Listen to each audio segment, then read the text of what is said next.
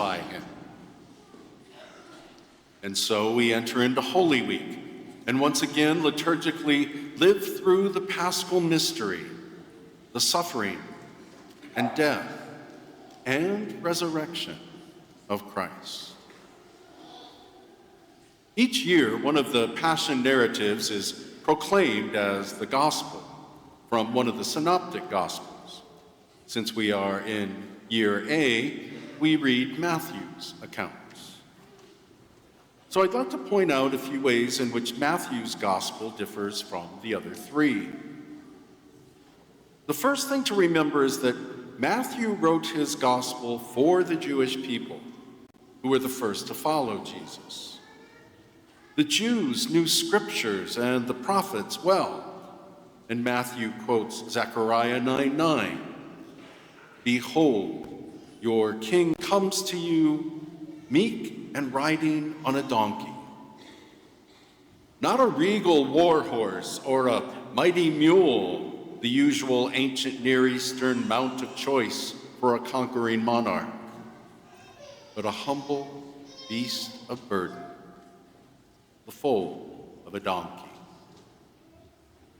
And St. Paul reiterates that humility in his letter to the Philippians by stating that even though Jesus Christ was God, he did not regard equality with God something to be grasped at. Rather, he emptied himself, taking the form of a slave who humbled himself, being obedient to the point of death, even death on a cross.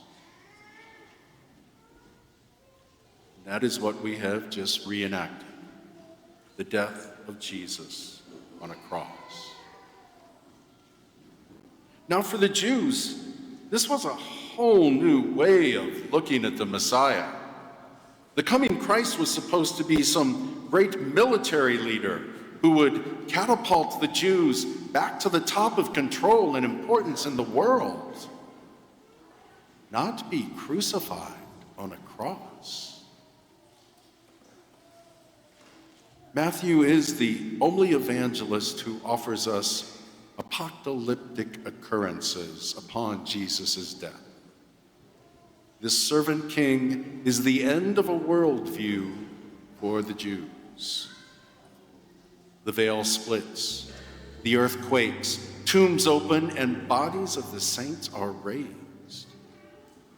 All of this is a glimpse of the apocalypse to come,